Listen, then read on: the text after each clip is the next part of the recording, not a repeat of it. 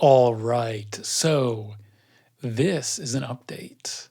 It's the end of week 9 in this 90-day process. And let me tell you, we have come to the first big pivot of this thing.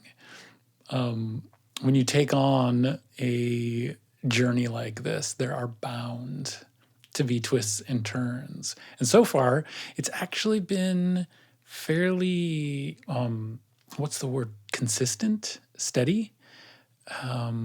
Yeah, there haven't been many bumps or surprises along the way, but this week has been full of them. It all started because this week is a spring break week for the family. And so we took a road trip for about 4 days. And so this was a big change up just in terms of schedule and consistency.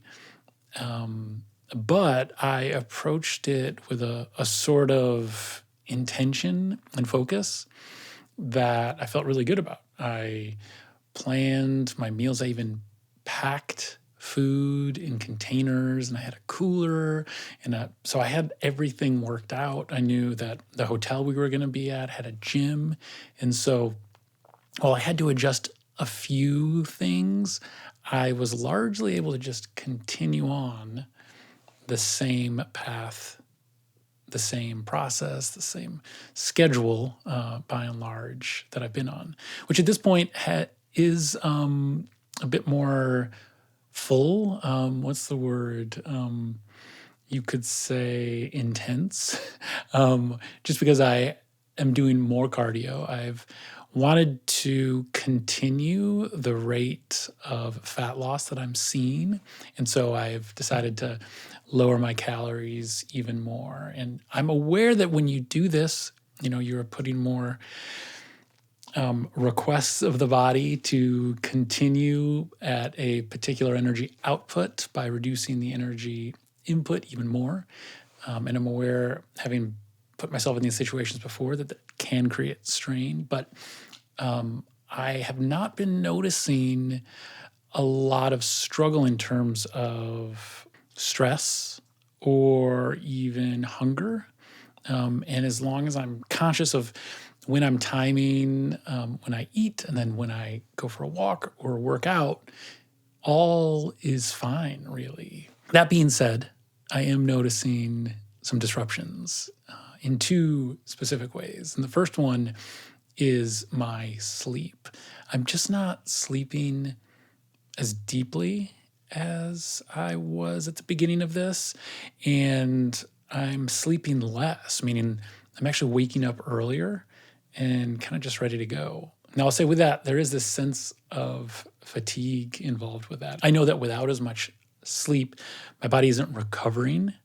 So I'm noticing a bit of more of a drag in my workouts. And like I said, some of this is to be expected. I've been through this. And so I'm not alarmed. I'm just noticing it. But the one thing that has been happening that is surprising is that I'm finding myself to be quite cold all the time. You can see that I'm wearing a hat right now, if you're watching this. And I have read about this. I've heard about this from other people. I've just never experienced it. That when you are in a deficit for a fair amount of time, when you begin to shed body fat, this changes a lot of the physiology that we are accustomed to in our body. And one of those aspects is your sense of warmth and your body's ability to generate heat. And so I'm just quite cold all the time. I'm noticing that I'm wearing sweaters and jackets throughout the day. I even sleep with a cap on at night, which is surprising, but it also feels so cozy. And so, and the weather here is still fairly chilly, so it all kind of matches up. But I'm just taking notes of these things. But yeah, the checkup here at the end of the week and where things got really interesting is that on Thursday of this week, I had a good, consistent, normal day all the way through. And I went to bed, and I felt a little off, but didn't think too much of it. And then I woke up about 2 or 3 hours later with that distinct feeling in the pit of my stomach. If you've ever experienced any type of food poisoning before, or stomach flu, you know what I'm talking about here. But that is what I woke up to. And so it was a long night of getting rid of whatever bacteria, whatever foodborne pathogen, whatever was going on inside my digestive system had to get out. And so it was a long night, and I didn't sleep much. And man, let me tell you, the next day was when we were driving back. And I had felt better when I first woke up in the morning. So I actually drove for the first couple hours. Felt like I was going to be normal. But then just the exhaustion, that fatigue that happens when you're sick like that, when your body's purging and getting rid of whatever is causing distress in the digestive system, it just took a toll. And so my wife, Nicole, drove, and I slept a lot on the way back. And we stopped a few times, and I tried to eat a couple times. I was able to get some food down, and it was quite a relief. By the time I got home, I was feeling better in terms of my digestive system, and kind of through that energy drag. But the fact was, I was already starting to feel some of these effects this week of this process. And then I got sick. And then essentially the next day, I tried to keep track of what little I ate, but I didn't really eat a lot of calories the next day. So you can almost think of it like I didn't have really a full day of eating on Thursday because a lot of that food didn't stay in my system. And then the next day, I don't know, I calculate maybe I ate around 1,000 calories. So even without the food poisoning, this sickness, essentially for 2 days, I ate at an even more extreme calorie deficit, which meant I had even less energy coming into my body.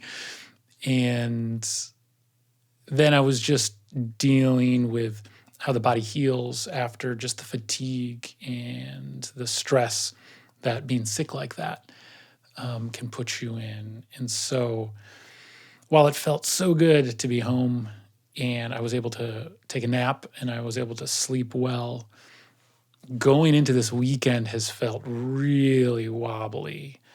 I don't fully trust my digestive system yet.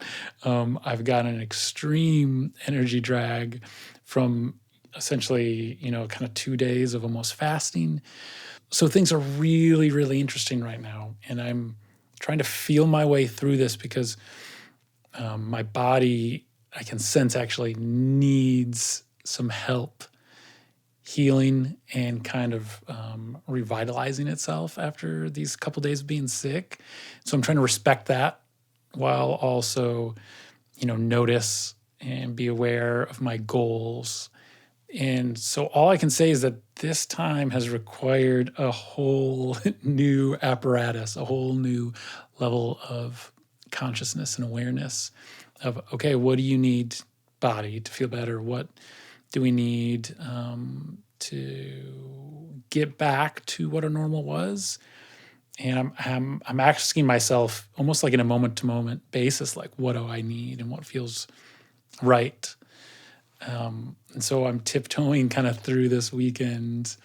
I'm tracking in some of the same ways, but I'm also opening and allowing myself to get the nourishment that I need. And this is a huge, huge curveball in this plan. I was not expecting anything like this. But like I've experienced in the past, like I'm aware that these moments of tension, where you can name something as a failure or as a roadblock or a barrier, these are actually the portals to actually learn something new and to put things into practice and to feel your way through the experience. And so it's yeah, it's been very interesting this week.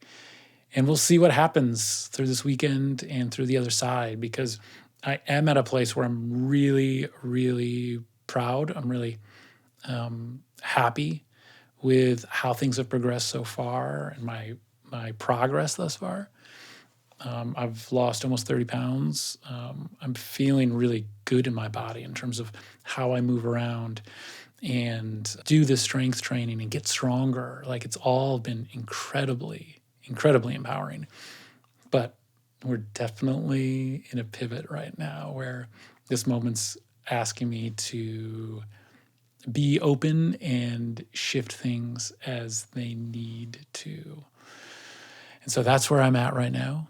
And I'm really interested in where I will be going from here. All right, that is it for this week's little update. I look forward to filling you in on what the next week has in store. I'm sure it'll be interesting. Thanks for listening. Until next time, be well.